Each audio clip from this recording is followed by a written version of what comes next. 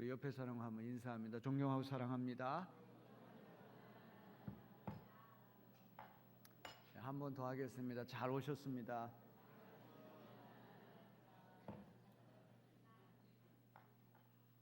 오늘 아침에 오신 모든 분들 다시 한번 주님의 이름으로 축복합니다.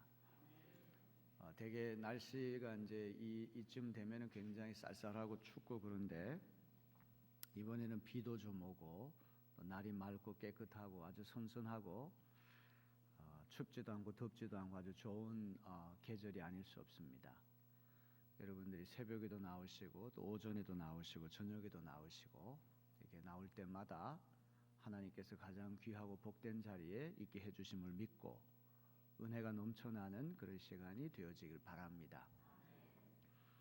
제가 이제 이명박 대통령 계실 때 두 번이나 청와대에 초대를 받아간 적이 있습니다. 한 번은 그 대통령 바로 뒤에서 이제 여러 목사님들하고 식사를 하는데 이 이명박 대통령이 장로님이시잖아요. 아주 다정다감한 분인데 그 식사 끝나고 뭐 저 개인적으로 잘 모르는 분이지만 제 어깨를 이렇게 짚어주셨어요. 이래봐도 제 어깨가 대통령께서 짚어주신 어깨가 제 어깨입니다. 그래서 참 이 청와대 같은 데 가서 그렇게 대통령이 이렇게 베풀어 주시는 만찬을 함께 하고 또 대화도 나누고 하는 것은 큰 영광이죠. 하지만 뭐 청와대든 백악관이든 뭐 아무리 유명하고 권력을 가진 그런 분하고 또 대화하고 또 식사를 나눈다고 할지라도 하나님 앞에 서는 것보다 더 귀하고 영광스러운 일은 없는 줄로 믿습니다. 오늘 여러분들 이 수원 종로교회 오신 분들은 가장 성스러우면서도 가장 복되고 또 아름다운 자리 잘 오셨음을 믿으시는 여러분 되길 바랍니다.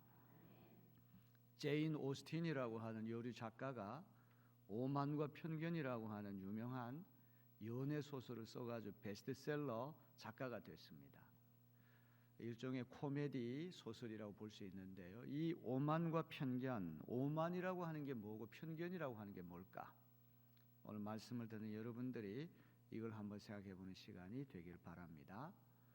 아주 쉽게 정의를 내린다면 오만은 다른 사람이 나를 사랑하지 못하게 막는 것이 오만이에요.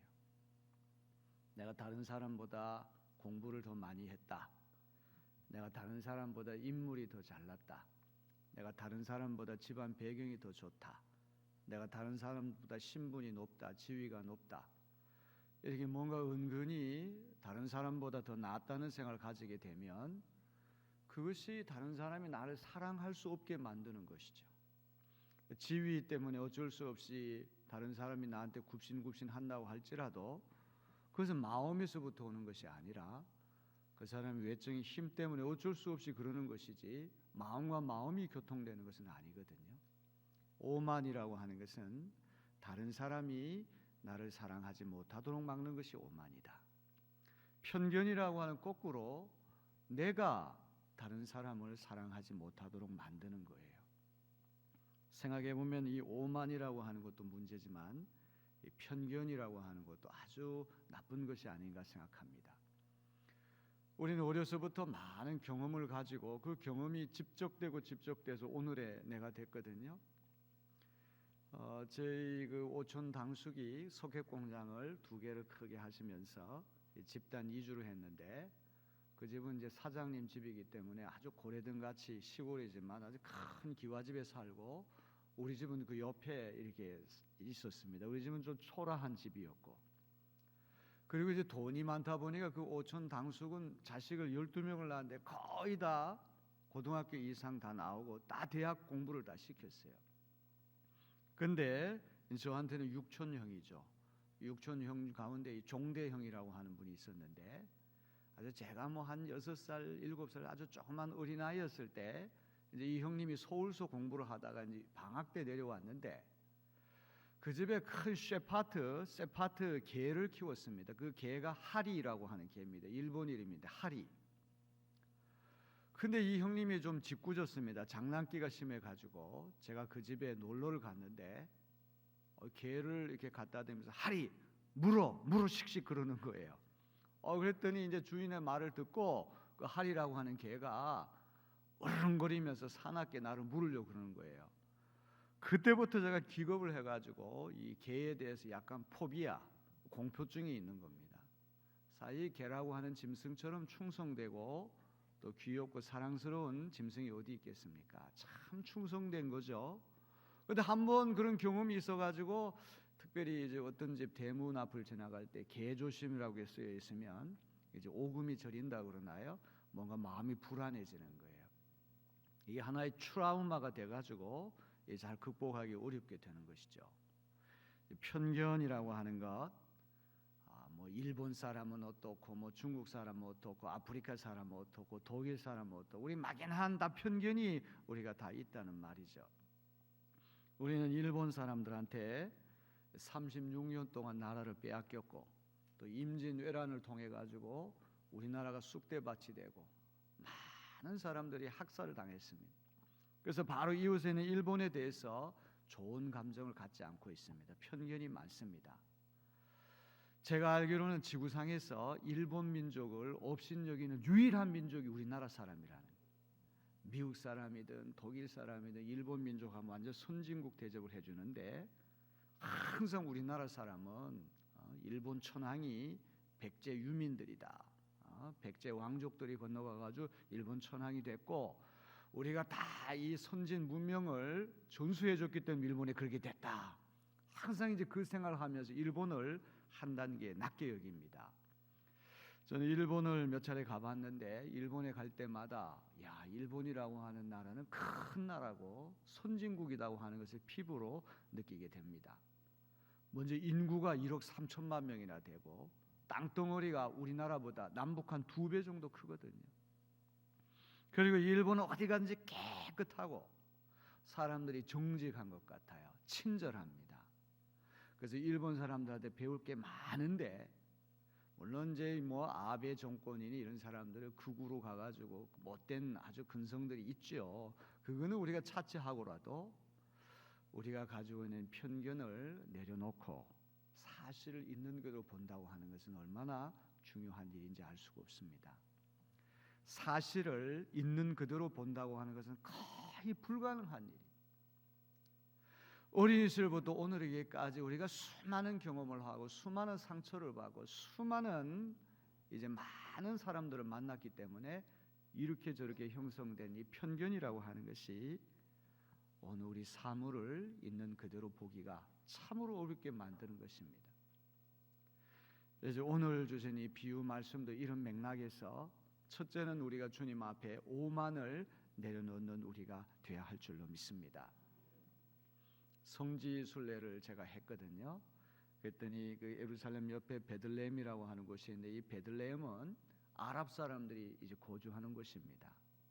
같은 이스라엘 땅임에도 불구하고 예루살렘하고 이 베들레헴이 거리가 아주 가깝습니다.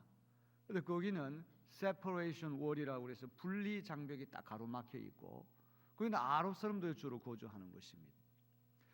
거기 베들레헴에 가면 예수 탄생교회가 있는데 거긴 성전 안에 들어가는 문이 아주 작습니다. 낮습니다. 누구든지 고개를 숙여야만 들어갈 수 있는 것이 그 베들레헴의 예수 탄생교회입니다. 말을 탄 장군도 내려서 숙여야 되고 임금님도 숙여야 되고 권력 가진 분, 뭐 유명한 인기 스타 누구든지 거기 들어갈 때는 머리를 숙여야 되는 거예요. 하나님의 교회가 되기 위해서는 우리가 세상의 어떤 명예, 어떤 권력, 어떤 인기, 어떤 부귀, 영화를 누린다고 할지라도 주님 앞에 우리의 모든 오만한 것을 내려놓고 겸손한 마음으로 들어올 때 그 교회가 주님 기뻐하시는 교회가 될 줄로 믿습니다. 이거는 참 우리가 말하기는 쉬워도 대단히 어려운 일이죠. 세상에서 존경받으면 교회 와서도 존경받아야 된다는 생각을 많이 합니다. 교회가 어렵게 되는 것은 이와 같은 오만과 교만을 포기하지 못하는 이들이 교회 와서 행세를 하려고 할 때 교회는 어렵게 되는 것이죠. 첫째는 우리가 날마다 십자가 앞에 우리가 자랑하는 모든 것을 내려놓을 수 있는 겸손함이 우리에게 있어야만 할 것입니다. 겸손이라고 하는 건 뭘까요? 겸손이라고 하는 건 나 이상도 아니고 나 이하도 아니고 꼭 알맞은 만큼의 내가 되는 거예요. 겸손이라고 하는 것은 비굴하고는 다른 것이죠. 이 나보다 다 낮게 생각하면 늘 나는 벌레만도 못하다 이렇게 비굴하면 안 되고, 그렇다고 교만하면 안 되고, 더하지도 않고 덜하지도 않고 딱 나만큼의 적절하게 되는 것이 겸손인 줄로 믿습니다. 용기라고 하는 것도 마찬가지예요. 용기가 지나치면 뭐가 됩니까? 만용이 되는 거예요. 용기가 모자라면 뭐가 됩니까? 비겁함이 되는 거죠. 정치인들 가운데에는 자기 그 성미에 맞지 않을 때 공중부양을 하는 사람들이 있습니다. 푹 날아가지고 뭐 그냥 폭력을 행사하고 최루탄을 터뜨리고 그런 사람들이 있는데, 그 사람들의 행동이 아무리 정당하다고 할지라도 국민들은 다 눈살을 찌푸립니다. 좀 국회의원인 품위가 있어야지 어떻게 저렇게 할 수가 있을까? 그건 용기가 아니라 만용이죠.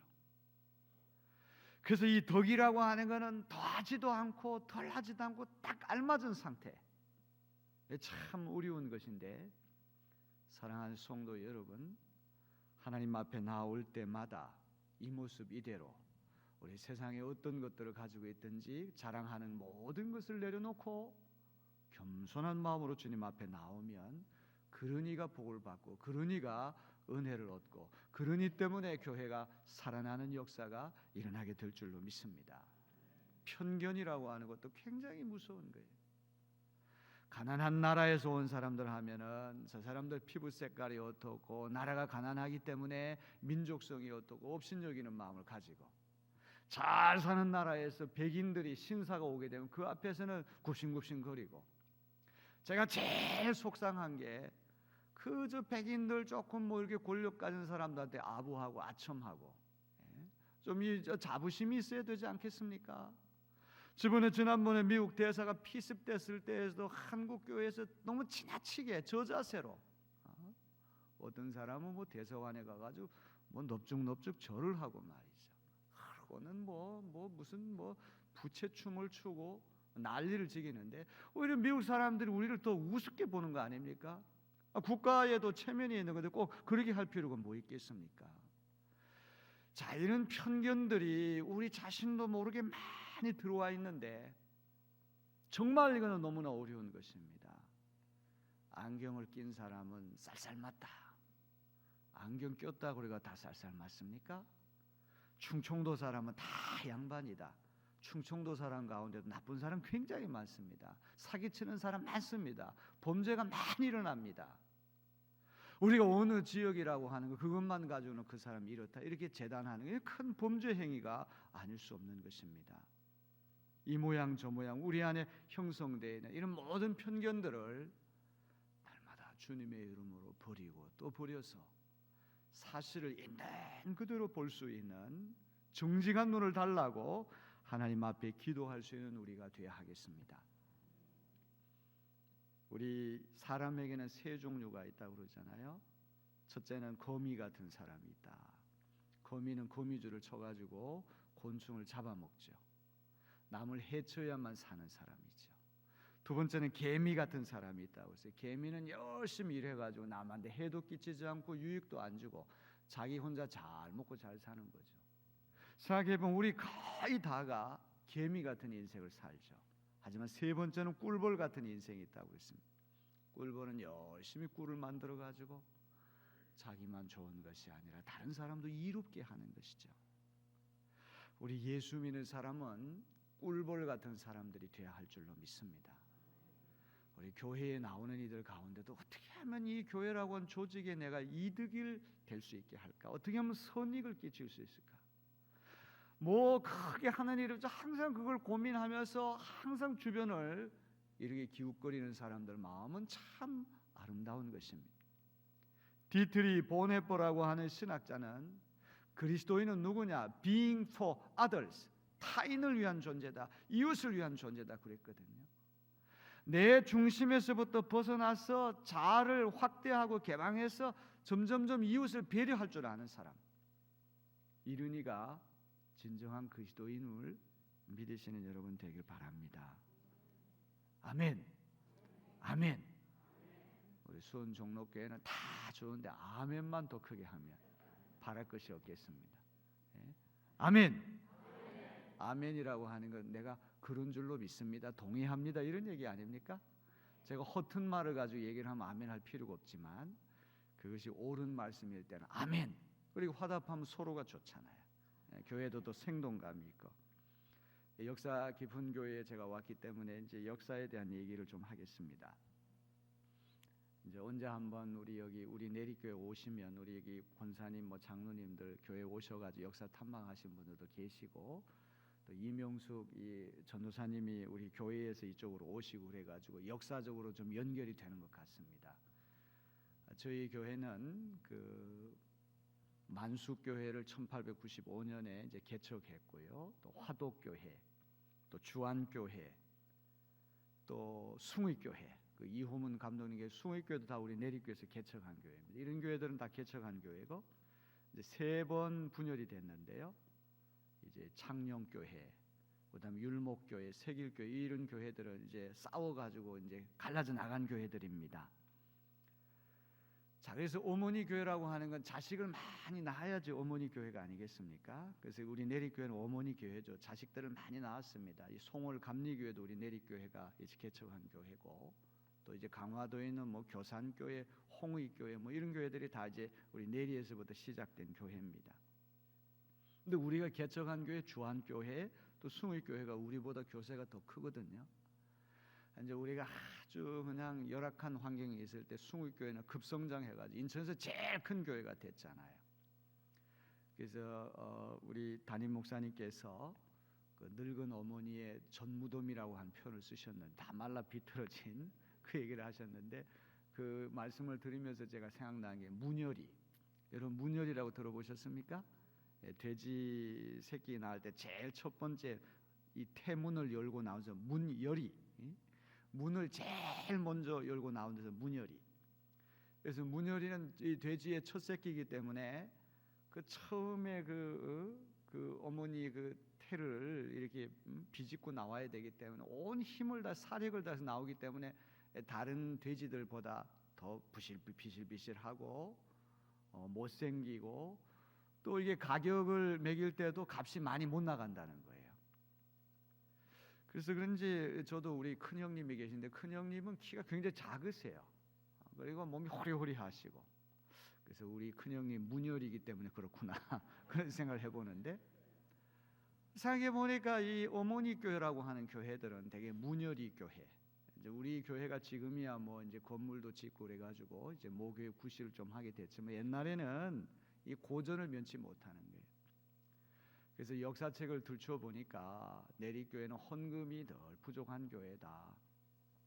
역대 목사님들이 제가 26대인데 2년 3년 옛날 파송제가 때 2년 3년 심지어 김창호 목사님이라고 한 6개월 동안 있다 가셨어요.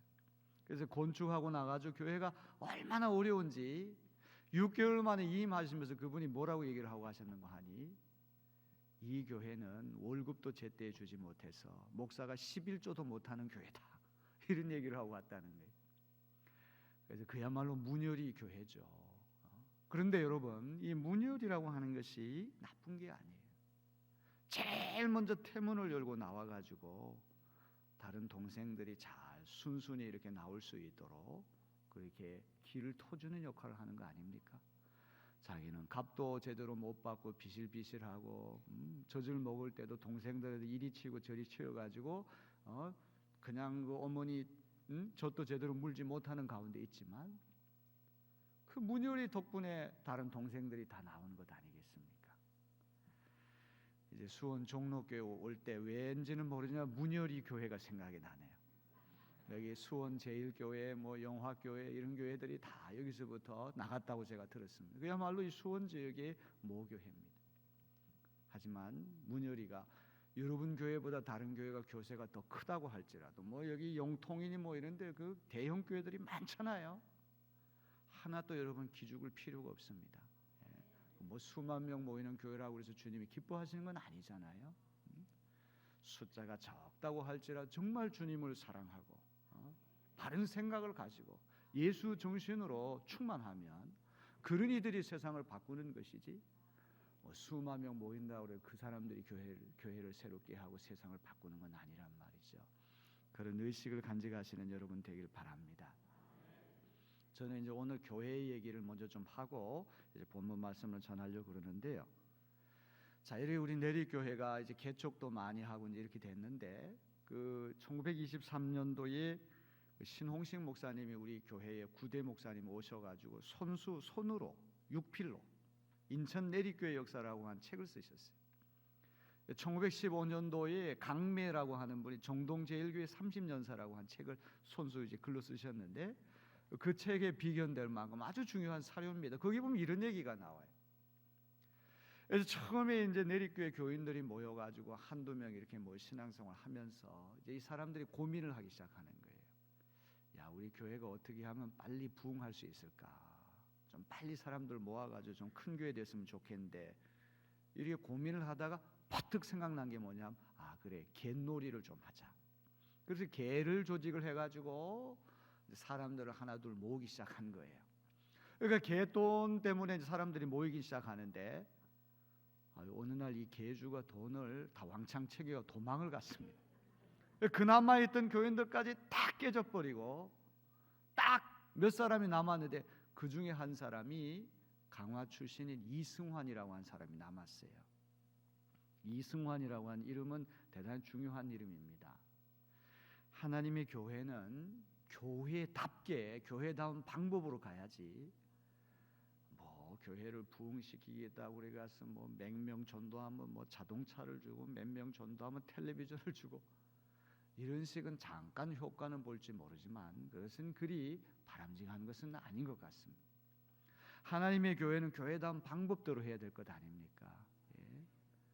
뭐 우리 교회 부흥하려고 그러면 남선교회가 친교를 많이 해야 되기 때문에 우리 좀 고수톱을 좀 칩시다. 그러니까 사람들을 좀 모읍시다. 또 우리 좀 바둑을 좀 둡시다. 자, 이렇게 되다 보면 그거 조금 모이긴 하지만 결국 그것 때문에 교회가 어렵게 될 수 있는 것이죠. 자, 이 존수 선교사님이 이제 이승환이가 이제 개가 깨지고 이제 끝까지 남았는데 당시 세례 받으라고 그랬더니 세례 못 받는 이유를 두 가지 얘기하는 거예요. 첫째는 강화도에서 인천으로 흘러 들어와서 술집 주막을 경영하는데 내가 술집을 경영하는 죄인이 어떻게 세례를 받을 수 있겠습니까? 난 죄인이기 때문에 세례 못 받고. 두 번째는 우리 고향 땅에 노모가 나이 늙은 어머니가 살아 계시는데 어떻게 자식된 사람이 어머니보다 먼저 세례 받을 수 있겠습니까? 난 세례 못 받는다는 거예요. 그래서 이 존수 목사님이 강화도를 예사롭지 않게 봤거든요. 저희 꼭 복음화 시켜야 된다. 그 영국 성공회가 이 강화도를 특별히 주목했던 거는 이 영국도 섬나라인데 아주 지형도 비슷하고 그래가지고 강화도에 특별히 관심을 기울인 거거든요. 그래서 성공회는 이 강화도에 이 양반들 중심으로 해가지고 포교 활동을 하고 우리 감리교는 상민 중심으로 포교 활동을 했어요. 이 강화도가 뭐 한 4만 5천 명 되나요 인구가? 그런데 감리교회가 120교회가 넘습니다. 지방이 4지방이나 돼요. 거의 리단위마다 감리교회가 있어요. 이건 아마 기네스북에 올라갈 정도로 아주 특별한 예가 아닌가 싶습니다. 그래서 이 강화도에 가서 복음을 전하고 싶은데 여러분 잘 아시는 뭐 신미, 양료, 뭐 병인, 양료라고 하는 서양 사람들이 소요를 일으킨 거 아닙니까? 전쟁에 불란서가 쳐들어오고 미국 쳐들어와 가지고 많은 사람들 죽고 전사하고 패전했거든요. 이 강화 군수가 서양 오랑캐 놈들은 내 눈에 흙 들어가기 전 절대 못 온다. 그래서 정상적인 방법 들어갈 방법이 없는데 고향 땅에 아직 늙은 어머니가 있습니다. 이 얘기를 듣고는 잘 됐다. 이승환이를 앞세우고 좀 강화도 복음을 좀 시작해야 되겠다. 그래서 한밤중에 인천 앞바다에서 배를 타고 갓을 쓰고 도포자락을 입고 완전히 한국 사람처럼 그걸 꾸미고 이제 존수 선교사님 배를 타고 그 강화도의 양사면이라고 그러나요? 그 이승환이 사는 이제 그 마을까지 갔습니다. 그 입구까지 가가지고는 그 당시에는 이제 이 교항이라는 데하고 증산이라는 데가 있어요. 교항이라고 한 다리교자의 목항자, 다리목. 증산은 시루증자의 맷산자, 시루매. 아마 산이 시루처럼 생겨서 시루매, 증산이라는 말이 붙었어요. 이 교황이라는 데는 주로 양반들이 모여 살고, 이 증산이라는 데는 상민들이 모여 사는데, 이승환은 증산에 사는데 꼭 양반 마을을 거쳐가야 되거든요. 근데 이 김상임이라고 하는 사람이 초시인데, 양반인데, 서양 사람들은 적개심이 있어가지고 절대 서양 오랑캐 놈들은 우리 마을 지나가지 못한다. 그러니까 대낮에 이제 들어갈 수가 없게 된 거죠. 그래서 할 수 없이 이제 어두컴컴한 밤에 이승환이가 자기 어머니를 등에 업고 쥐도 새도 모르게 그 양반 마을을 거쳐서 존수 선교사님 기다리는 배까지 와가지고 세례를 어머니가 먼저 세례받고 이승환이 두 번째 세례 받았어요. 이게 월하 선상 세례, 달빛 선상살이라고 얘기를 하는 거예요. 은은히 달빛이 부서지는 밤에 어머니가 세례 받고 이승환이 세례 받아가 최초의 우리 감리교 신자가 되는 것이죠. 그래서 이 교황이라고 하는 것, 증산이 합해서 교산교회, 1893년도에 시작된 교회가 된 것입니다. 이런 우리가 역사를 모른다고 하는 것은 비극이죠. 이에치카라고 하는 사람, 역사는 뭐냐? 과거와 현재의 대화다. 과거에 흘러가는 것뿐만 아니라 역사를 하면 현재가 보이고 미래가 보이게 되는 것입니다. 여기에도 다행스러운 것은 우리 목사님의 역사의식이 깊으신 분이고, 또 우리 장로님께서 또 깊은 분이 계시고, 또 권사님들 가운데도 관심 있는 분들이 많이 계시는데, 여러분들이 역사의식을 가지고 이 교회를 잘 이끌어 나가는 여러분 되시기를 주님의 이름으로 기원합니다. 하나님의 교회가 얼마나 복되고 아름답습니까? 예수님이 부활하신 다음에 승천하셨거든요. 부활하신 예수님 승천 안 하시면 우리에게 얼마나 좋을까? 오늘도 부활하신 예수님이 이스라엘이든 미국이든 어디 계시면 우리가 만날 수 있고, 마치 교황보다도 더 인기가 높지 않겠습니까? 그런데 예수님 부활하신 다음에 40일 정도에 승천하셨어요. 저는 이 승천하신 것이 더 좋다고 생각합니다. 왜냐하면 만일 오늘 부활하신 예수님이 오늘 지구상에 한 모퉁이 있으면 국부적인 통치밖에 이루어지지 않지만, 이제 부활 승천하신 예수님은 우주적인 통치를 하시는 주님이 되신 줄로 믿습니다. 어디 한 지역에 머무러 계시는 분만 아니라 전 세계 모든 우주를 통치하시는 만왕의 왕 만유의 주가 되셨기 때문에 승천이라고 하는 것은 더 귀한 것인 줄로 믿습니다.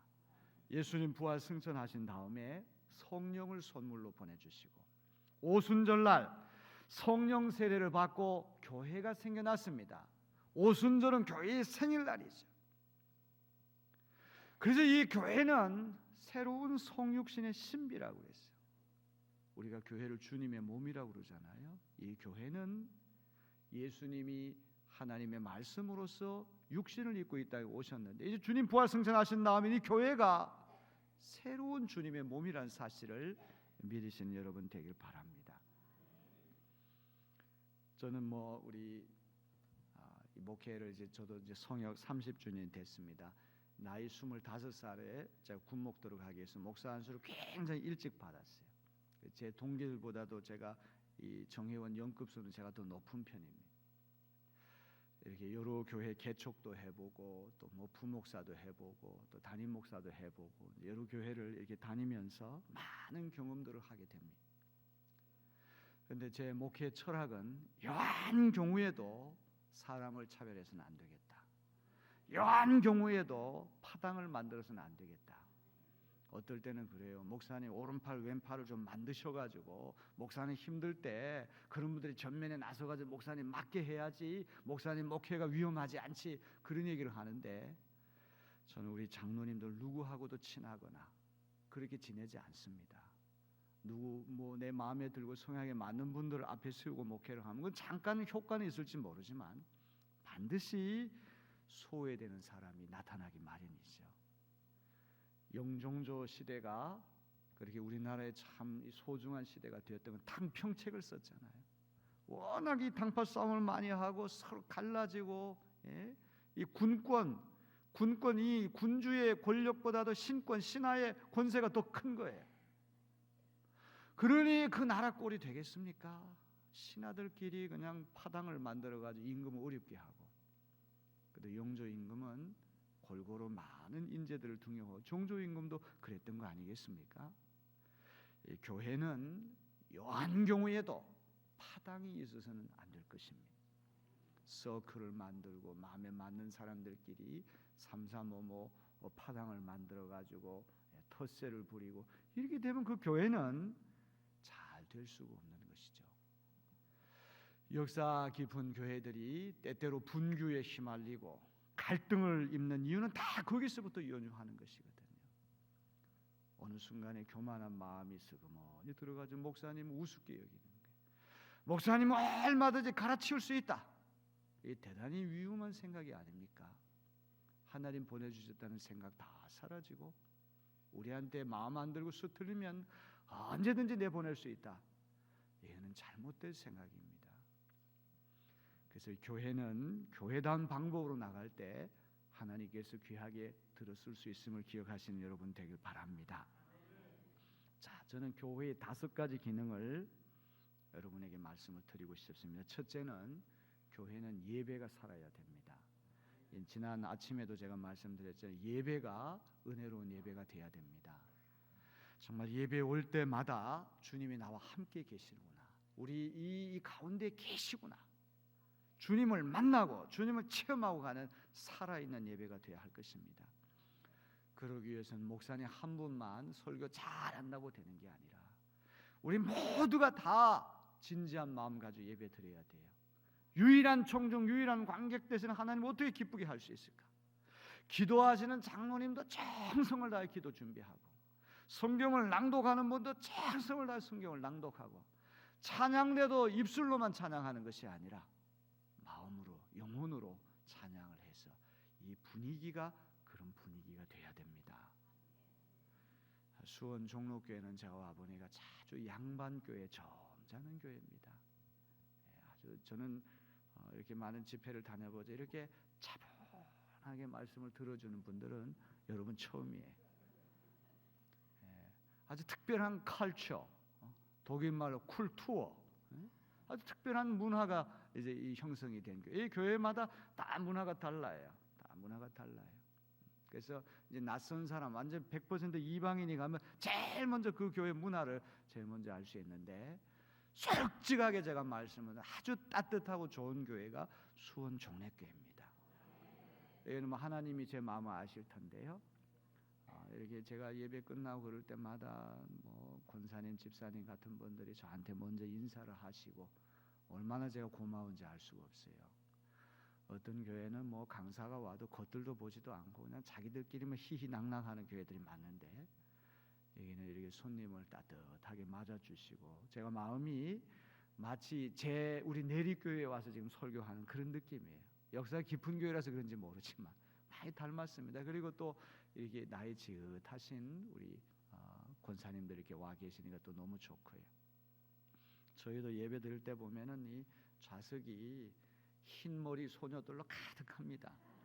머리가 그냥 하얀 분들이 돌아가신 어머니 같기도 하고 해서 식사할 때는 제일 먼저 그분들한테 가서 인사들 해드리고 손도 잡아드리고 얼마나 그분들이 사실은 교회를 지켜온 분들이죠. 기도도 많이 하고 교회 제일 생각 많이 하는 분들입니다.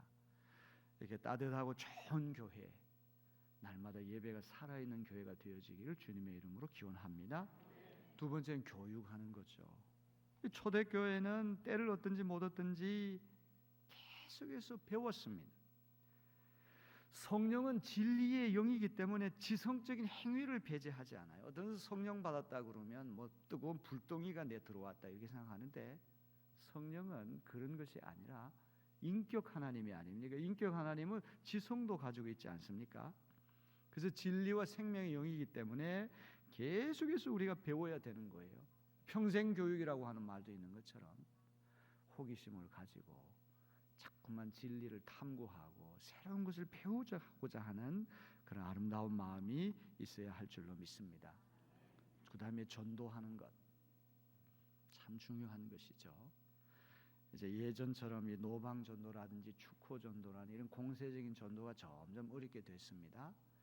이 젊은 대학생들 이렇게 가르쳐 보면 그 애들이 가장 이 기독교에서 반감 갖는 것이 너무 기독교인들이 다른 사람 처지는 생각 안 하고 너무 일방적이다, 너무 공격적이다 이런 얘기를 많이 해요. 어떤 여학생이 그 집안이 교회를 다 안 다니는데 이제 초등학교 한 2학년쯤 돼서 교회를 나가게 됐다고 그래요. 근데 이 아이가 몸이 너무 아파가지고 교회를 못 갔대요. 그날따라 비가 많이 오는 데인데 교회의 전도사님이 자기 집에 찾아왔더래요. 그래가지고 문을 막 두드리면서 애를 찾더래요. 그래서 이 몸이 아파가지고 걔가 못 나갔는데 걔가 덜컥 무서운 생각이 들더래요. 야, 너무 집요하다. 괜히 내가 저기 걸려들면 일생 동안 자유도 없고 저기 완전히 내가 억압당하겠구나. 이제 사실은 이제 그 전도사님이 아플 때 찾아온 고맙게도 생각할 때 이 아이는 그런 생각을 했다는 것이죠. 그래서 야, 전도도 슬기롭게 해야 된다. 내 생각만 하면 안 된다. 상대방 처지도 헤아리면서 따뜻한 마음을 가지고 배려하면서 전도해야지. 일방적으로 내 생각만 가지고 막 주입식으로 하면 전도되기 어려운 시대가 되지 않았습니까? 이제 일부 아주 그 근본주의적인 그런 어떤 멘탈리티를 가진 교회들이 있죠. 기독교 IS라고 할 만큼 아주 전투적이고 공세적이고 정복주의적이고 승리주의적인 제국주의적인 그래가지고 사찰에 가가지고 땅 밟기를 하는 그런 교인들이 있어요. 이 절 무너지고 우상숭배 다 무너지고 여기 교회가 들어서야 된다.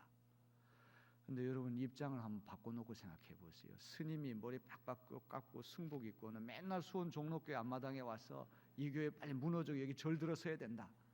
그러면 여러분 기분이 좋습니까? 잘한다 그러겠습니까? 때문에 경찰에 우리가 고발하려고 그러지 않겠습니까? 자, 이런 자세들이 우리 기독교가 너무 진리를 독점했다고 하는 그런 어떤 착각 때문에 좀 더 겸손한 방법으로 예수님 보여주신 평화로운 방법으로 우리가 접근해야 되는데 일방적으로 이식하고 정복하고 그러려고 하는 것은 우리가 많이 지양해야 되지 않겠는가? 직장에서 내가 신실하게 한 사람의 영혼을 놓고 기도하고 그 사람을 잘 배려하고 도와주고 친절하고 어떻게든 그 사람을 사랑하는 마음을 갖게 돼서 야, 너가 믿는 예수 나도 믿고 싶다. 이렇게 될 때 그 예수 전도하는 것이 가장 아름다운 것인 줄로 믿습니다. 교회마다 우리가 뭐 총동원 전도주일 전도 많이 강조합니다. 그러면 이 모양 저 모양 막 모시고 오는데 문제는 1000명이 들어와도 999명이 나간다는 거죠. 그래서 나중에 계산해보면 남는 게 없다는 거죠. 물론 안 하는 것보다는 낫지만 우리 전도 열심히 해야 됩니다. 한 영혼이 예수님께 돌아오는 것, 예수님 기뻐하시는 줄로 믿습니다. 가장 소중한 분이 우리 주님을 알고 주님의 자녀가 되고 주님의 제자가 되는 것, 그보다 더 귀한 일이 어디 있겠습니까? 누님이 4분 계시는데 제 막내 누님이 어떻게 하다 보니 아주 지독한 불교 집안에 시집을 가버렸어요. 그래가지고 목사 누나가 이렇게 교회도 안 다니고 그러면 이 목사 체면이 뭐가 되냐? 내 체면을 좀 생각해서라도 좀 교회 좀 다니라. 우리 매형이 하는 말이 자기를 내 매형이라고 하지 말래요. 그러면 될 거 아니죠.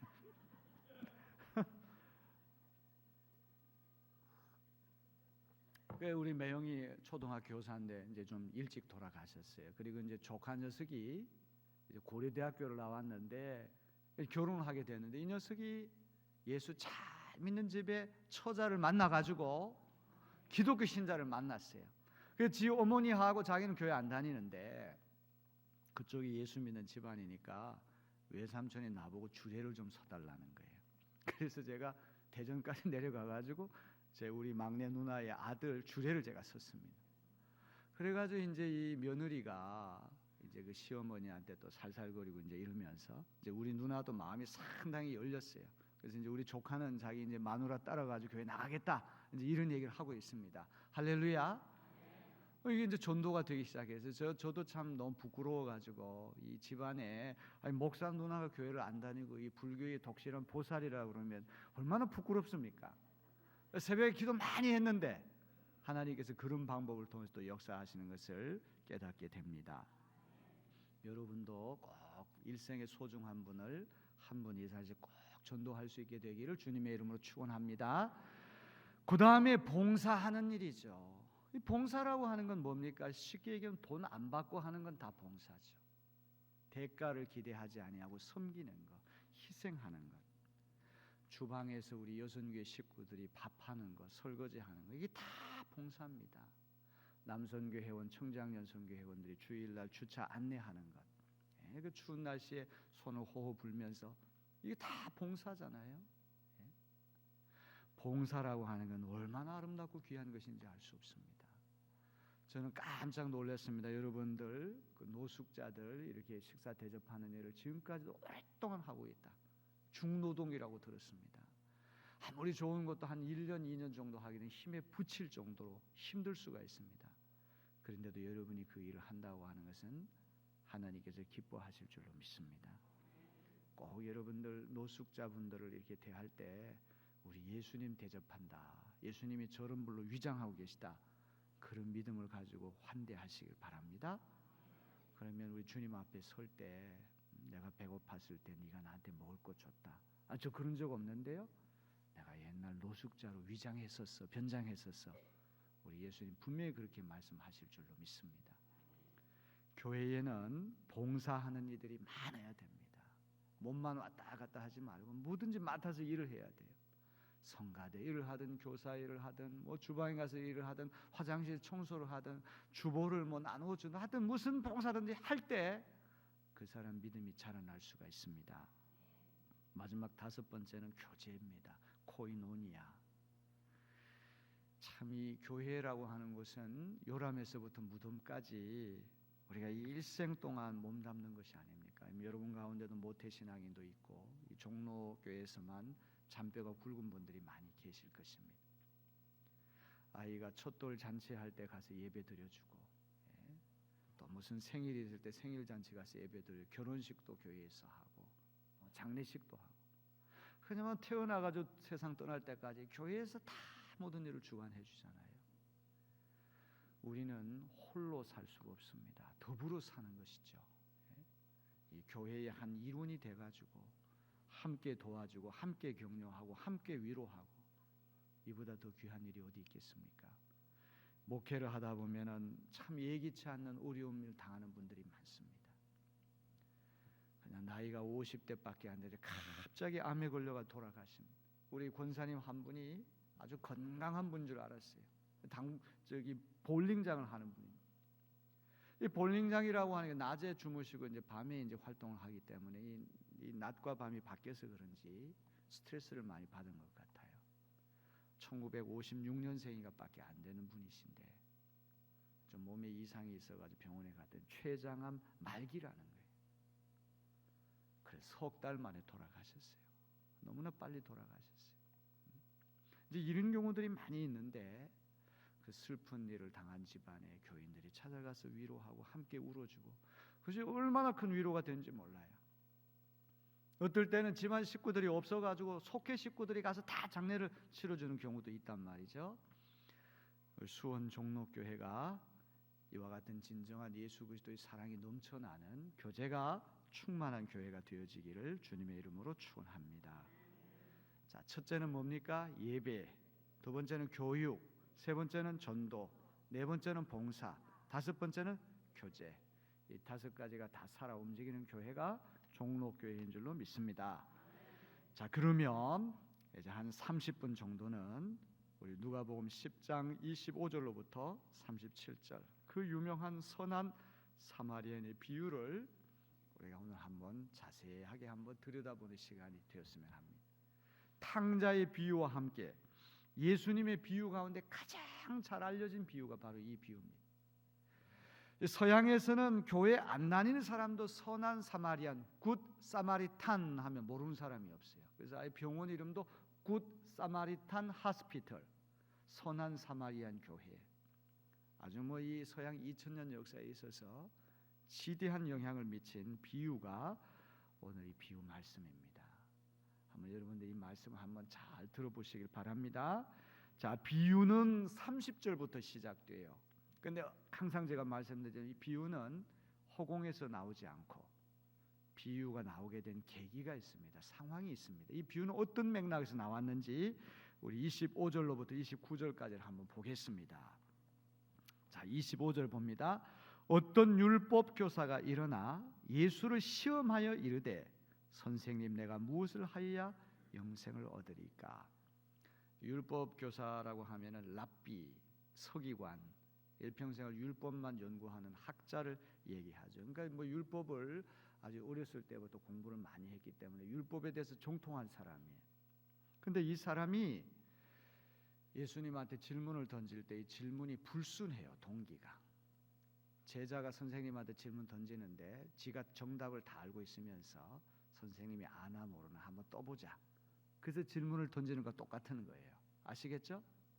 다 자기가 답을 알고 있으면서 예수님을 시험하여 한번 떠보기 위해서 불순한 동기를 가지고 질문을 던졌는데 내가 무엇을 해야 영생 얻겠습니까? 예수님은요 지혜가 뛰어난 분이기 때문에 벌써 상대방이 무슨 얘기하면 다 감을 다 잡고 계세요.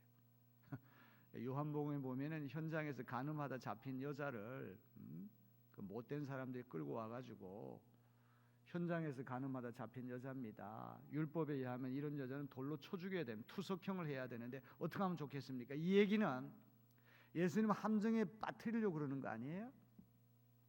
만약 예수님이 투석형을 차라 돌로 쳐 죽이라 율법대로 하라 그러면 사랑과 용서를 얘기하는 예수님이 이율 배반에 빠지기 때문에 이제 예수님 사랑 용서 못하게 되는 거죠.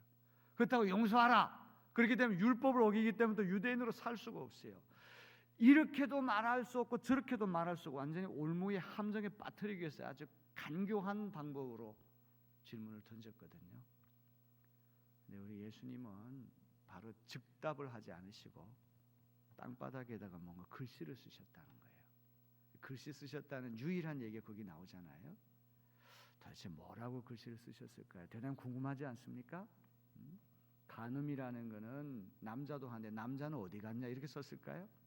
어떤 사람은 너무나 이 사람들이 아주 간교한 꾀를 가지고 질문을 던지기 때문에 take time 좀 시간을 어떻게 대답할까 궁리하게 시간을 벌기 위해서 글씨를 쓰셨다. 뭐 여러 가지 해석이 많이 나오는데 그런 다음에 예수님 뭐라고 말씀하셨는 거 아니? 돌로 쳐 죽이라 용서하라 이런 얘기가 아니라 너희 중에 죄 없는 자는 누구든지 먼저 이 여인을 돌로 치라. 그랬더니 그 얘기를 듣는 순간에 자기들이 예상했던 답이 아니거든. 예상했던 답은 용서하라. 그러면 율법 어겼다. 예수님을 이제 함정에 빠뜨리려고 그랬는데 전혀 뜻밖의 역습을 당한 거예요. 너희 중에 죄 없는 자는 누구든지 먼저 이 여인을 돌로 치라. 그 얘기를 듣는 순간에 양심이 살아나는 거예요. 잠자는 양심이 깨어나는 거예요. 다 죄 안 지은 사람이 누가 있겠습니까? 혼자 있을 때 다 죄 짓잖아요. 여러 사람이 있을 때는 체면 때문에 우리가 거룩해 보이는데 다 우리 실수하고 죄가 왜 없겠습니까? 이 죄 많은 세상 속에 사는데. 그래서 성경을 읽어보면 아주 재미있는 얘기가 나와요.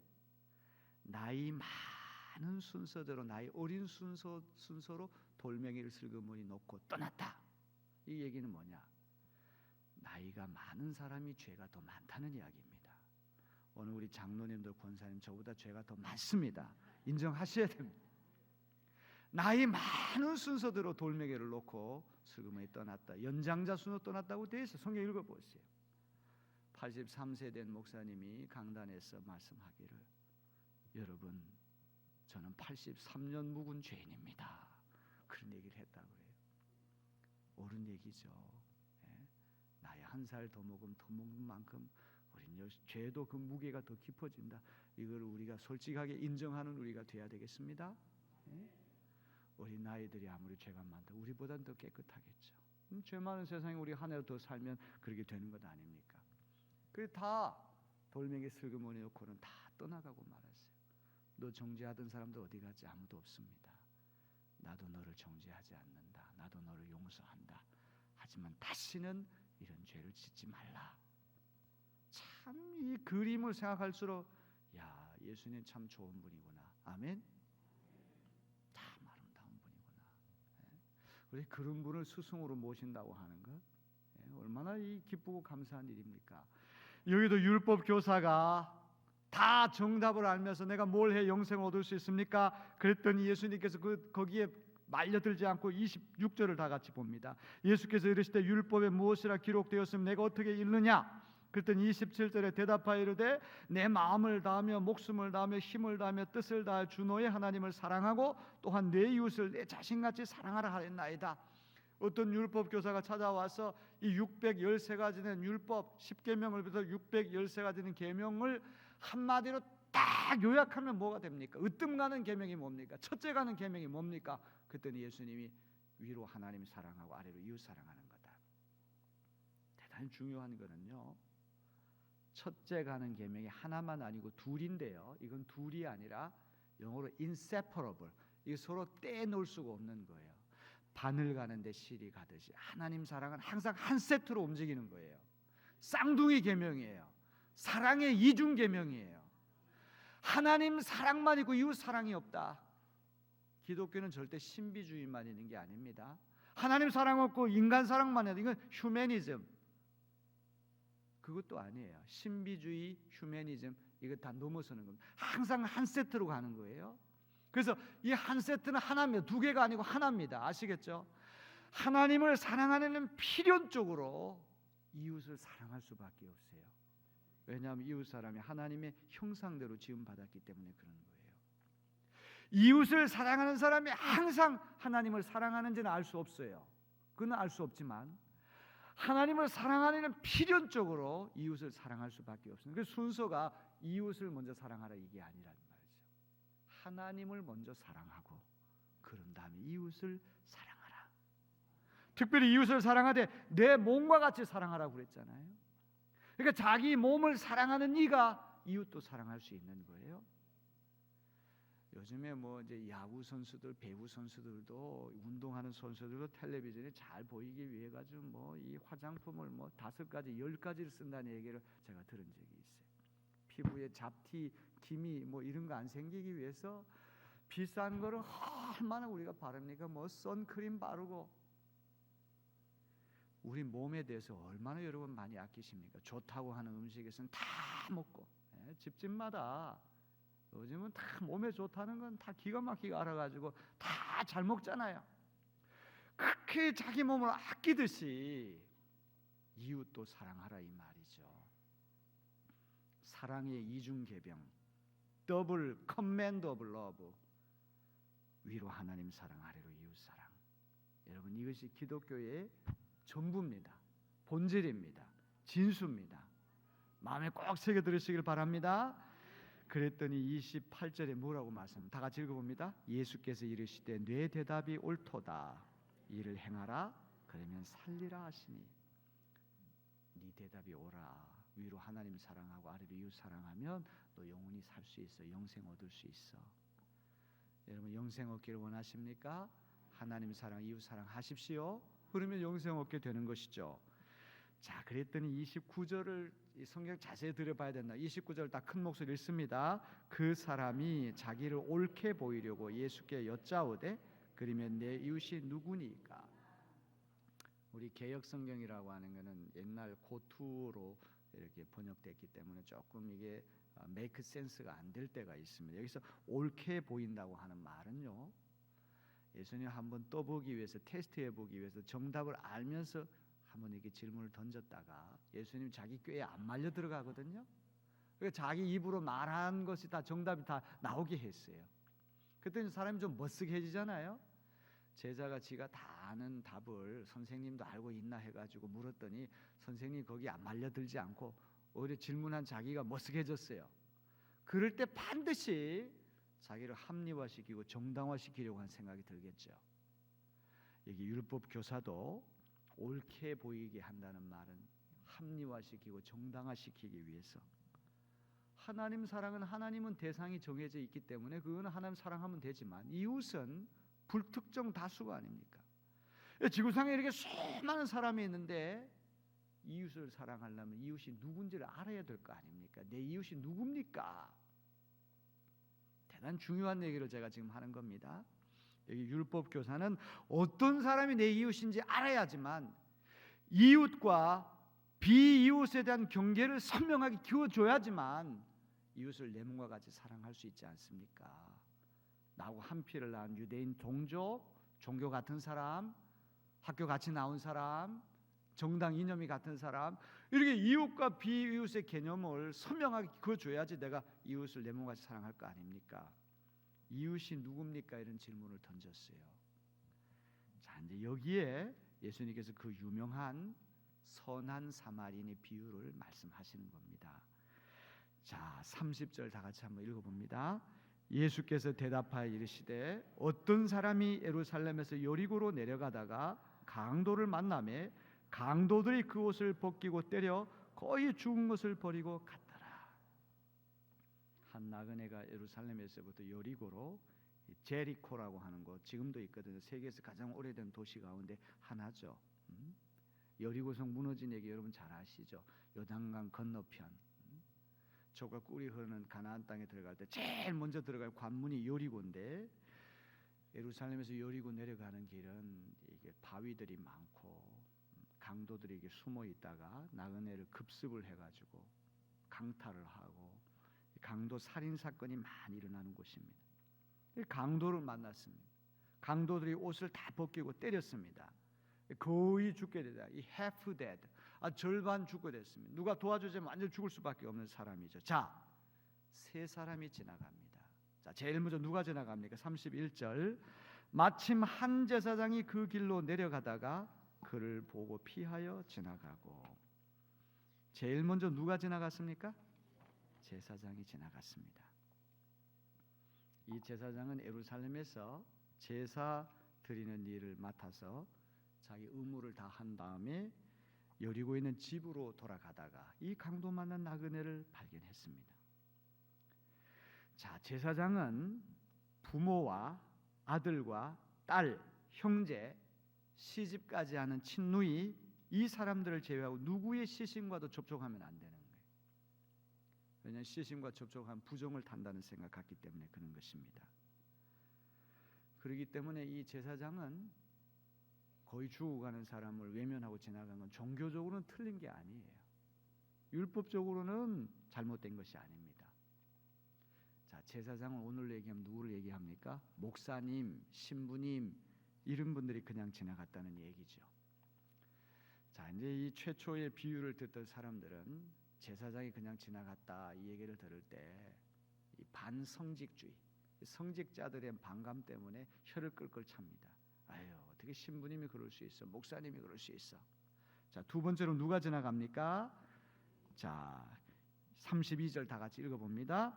또 이와 같이 한 레위인도 그곳에 이르러 그를 보고 피하여 지나가되. 레위 지파 사람들은 종교적인 성직을 맡은 사람들이죠. 이스라엘에 12지파가 있는데 레위 지파는 따로 분깃을 받지 않고 종교적인 뭐 성전 관리한다든지 봉사하는데 제사장 뭐 이런 걸 맡아서 했단 말이죠. 그래서 11지파가 11조를 해가지고 레위 지파 사람들 목에 살리는 거예요.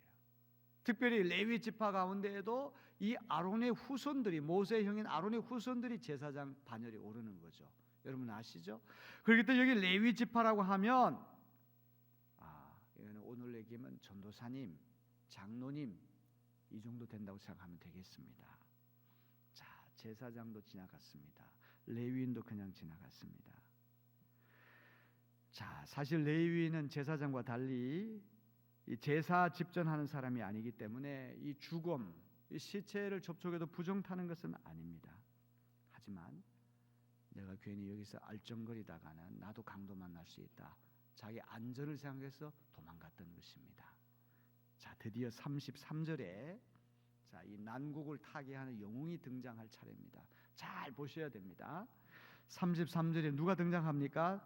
자, 다 같이 읽습니다. 어떤 사마리아 사람은 여행하는 중 거기 이르러 그를 보고 불쌍히 여겨. 예수님 비유를 듣는 사람들이 제사장도 지나가고 레위인도 지나갔다고 그랬을 때 혀를 끌끌 차면서 어떻게 신부님이 저래, 목사님이 저래, 전도사님이 저래, 장로님이 저래, 이 성직자들의 반감이 가득 차 있어서 이 난국을 타개할 어떤 제3의 인물이 아마 평신도가 등장할 것이다 기대를 하는데 전혀 엉뚱하게도 사마리아인이 등장해요. 자, 이제 이거를 제가 잘 설명할 테니까 잘 들으셔야 됩니다. 좀 어렵습니까? 다 이해되시죠? 너무 중요한 얘기이기 때문에 제가 드리는 겁니다. 솔로몬 임금이 세상을 떠난 다음에 이스라엘이라는 나라가 두 동강이 났어요. 남쪽하고 북쪽이 나누어졌습니다. 이 남쪽은 솔로몬 임금의 아들인 르호보암이 초대 임금이 되었고, 북쪽은 여로보암이라고 하는 신하가 임금이 됐습니다. 남쪽의 수도는 예루살렘입니다. 북쪽의 수도는 사마리아입니다. 남쪽 나라 이름은 유다입니다. 북쪽 나라 이름은 이스라엘입니다. 유대인, 유다인, 이스라엘인 다 똑같죠? 한국 사람, 조선 사람 다 똑같은 말이에요. 우리나라하고 너무 닮았어요. 우리나라도 남북이 딱 갈라져 가지고 북한은 조선인민공화국이 됐고 우리는 대한민국이 됐거든요. 한국 사람이나 조선 사람은 사실 같은 거거든요. 자, 이 남왕국 유다는 이스라엘의 초대 임금을 배출한 지파가 베냐민 지파, 사울 임금을 배출한 가문이 베냐민 지파, 다윗 임금을 배출한 가문이 유다 지파. 이 베냐민 지파, 유다 지파 두 지파가 결성이 돼가지고 솔로몬의 임금이 르호보암을 초대 왕으로 시작된 나라가 남유다 왕국이에요. 그 다음에 나머지 10개 지파가 신하인 여로보암을 초대 임금으로 해서 북이스라엘을 만들어가 수도가 사마리아입니다. 자, 제가 묻겠습니다. 남유다 왕국의 수도가 어디입니까? 예루살렘. 북유다 왕국의 수도가 어디입니까? 사마리아. 두 나라가 다 망했습니다. 어떤 나라가 먼저 망했냐 하면 북쪽 이스라엘이 먼저 망했어요. 아시리아, 아수르 제국이라고 하는 거대한 이 중동의 패권 국가가 북이스라엘 침략해가지고 주전 722년에 북이스라엘이 망했습니다. 사르곤 2세라고 하는 이 아수르 제국의 임금이 유대인들은 순혈주의, 피혈통을 중요하게 여기는 것을 알고는 유대민족의 정체성을 훼손시켜야 된다. 제일 좋은 방법은 외국인들을 이주시켜가 자폰정책, 외국 사람과 결혼시키는 거예요.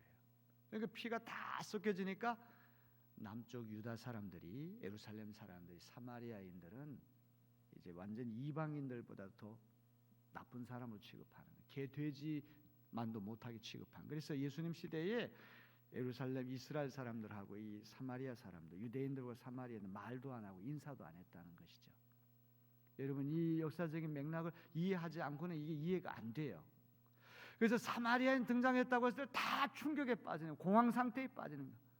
아니, 이 남국을 타개할 영웅이 우리가 개, 돼지만도 못하게 여기는 사마리아, 저 외국인들의 더러운 피가 섞인 그놈이 여기에 이 영웅이 되다니 다 충격을 받게 되는 것입니다. 자, 그런데 보세요. 전혀 엉뚱한 사람인 이 사마리아 사람이 강도 만난 나그네를 어떻게 했냐. 여기 보면 제일 중요한 불쌍히 여겼다.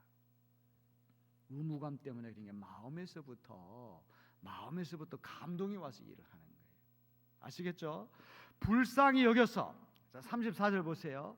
가까이 갔습니다. 다른 사람은 그냥 다 멀찌감치 가까이 갔습니다. 그 다음에 기름과 포도주를 상체에 부었습니다. 올리브 기름하고 포도주는 소독 효과가 있기 때문에 상처 부위를 소독하기 위해서 부었습니다. 붕대로 싸매줬습니다. 그것도 모자라 자기 짐승에 태워 주막으로 여관집으로 데리고 가가지고 밤새도록 돌봐줬습니다. 그 옆에 있으면서 친절하게 간호를 해주었다는 말이죠. 그러면서 35절을 다 같이 읽어봅니다. 그 이튿날 그가 주막 주인에게 데나리온 2를 내어주며 이르되 이 사람을 돌보아 주라. 비용이 더 들면 내가 돌아올 때에 갚으리라 하였으니, 밤새도록 강도 만난 나그네, 누군지도 모르면서 유대인 강도 만난 나그네죠. 그런데 전혀 도울 필요가 없고 원수지간에 있는 사마리아 사람이 밤새도록 돌보아주고 여관 주인에게 돈을 주면서 치료비가 더 들면 내가 돌아오는 길에 갚을 테니까 돈 걱정하지 마시고 이 사람들은 잘 치료해 주십시오. 완벽하게 도와주는 거죠. 완벽하게 봉사하는 것이죠. 조금 이렇게 하다가 가는 것이 아니라 완전히 이 사람을 생명 살리는 데까지 최선을 다해서 돌본다는 얘기가 아니겠습니까? 자, 이제 마침내 이제 결론 맺어야 될 때입니다. 36절, 37절 중요한 말씀입니다.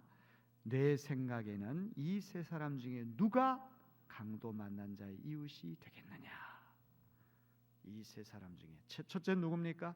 제사장. 두 번째 누굽니까? 레위인. 세 번째 누굽니까? 사마리. 이 세 사람 중에 누가 강도 만난 자의 이웃이 되겠느냐? 그랬더니 37절 아주 재미있어요. 성경이라는 게 읽을수록 재미있어요. 이르되 자비를 베푼 자니이다. 율법교사가 아주 얍삽한 사람이에요. 사마리아인이라고 그러면 자존심 때문에 그 개 되지도 못한 하려다가 쏙 들어가고는 슬쩍 은근슬쩍 완곡하게 사마리아라는 말을 차마 뱉지를 못하니까 자비 베푼 사람입니다. 어물쩡하고 넘어가는 거죠. 여러분 그 뜻을 아시겠습니까? 예수께서 이르시되 가서 너도 이와 같이 하라 하시니라. 자, 여기서 이제 중요한 것을 우리가 알아야 됩니다. 율법 교사는 내 이웃이 누구냐 그랬어요. 누가 내 이웃이냐? 그런데 예수님은 강도 만난 자의 이웃이 누구냐 이 말이에요. 이 차이를 아시겠어요? 율법 교사는 내 이웃이 누구냐 그랬는데 예수님은 강도 만난 자의 이웃이 누구냐 이 말이에요. 조금 어렵게 얘기하면 이웃은 객체, object가 아니라 subject, 주체란 말이죠. 누가 내 이웃이냐 이게 문제가 아니라 나의 도움을 필요한 사람, 내가 이웃이 되어줘야 된다는 얘기예요. 아시겠죠?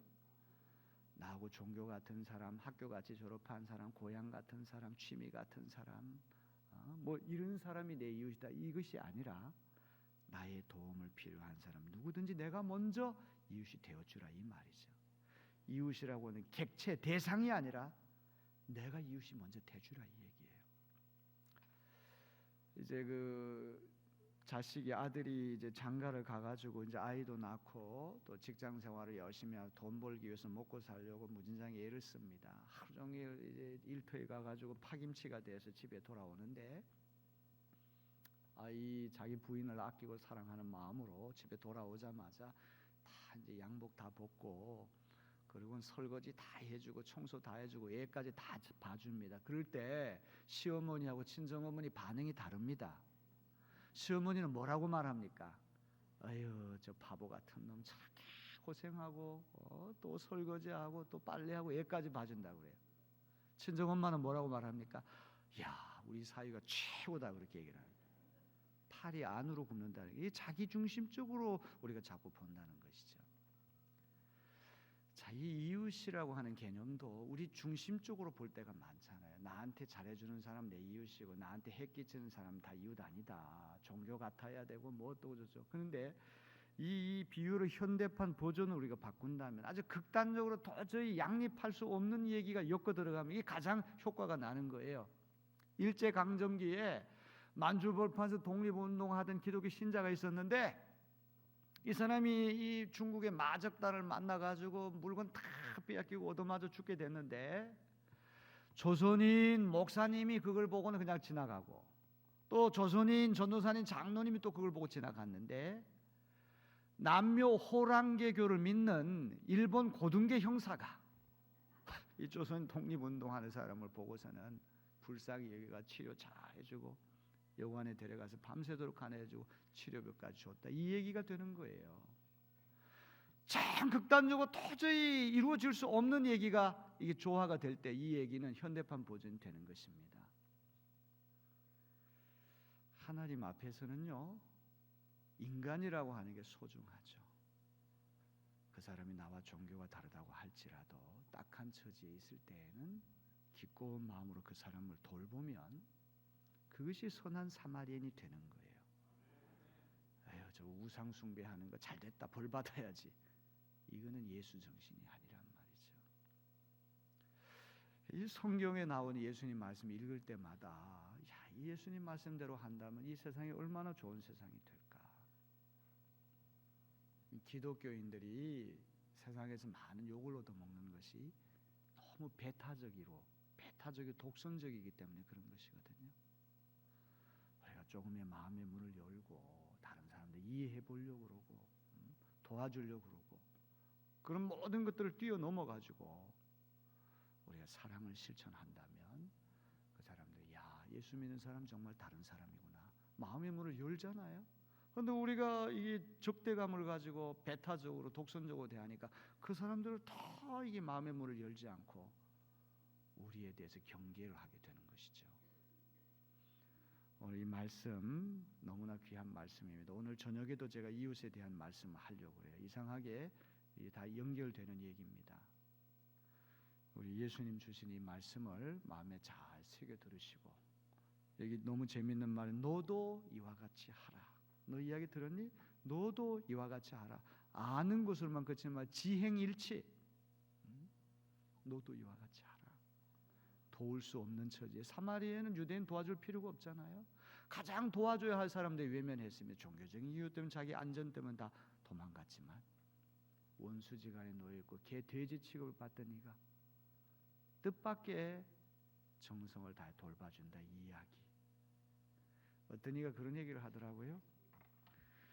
가장 사랑할 수 없는 사람을 사랑하는 정도만큼 하나님을 사랑한다는 거예요.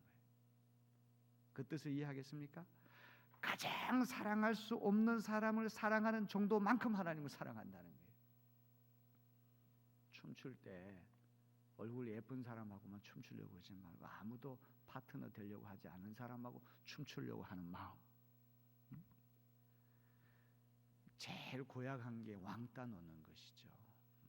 조금 사람 모자란다, 뭐 조금 뭐 개성이 특별하다 그러면 자꾸 그 사람을 이게 따로 떼어놓고 못 살게 굴고, 그거는 절대로 좋은 일이 아닙니다. 흠이 많고 부족하고 결함이 있어도 또 애써서 자꾸만 포함시켜주고 자꾸만 배려해주고, 그것이 우리 그리스도인의 마음이 되어야 하지 않겠습니까?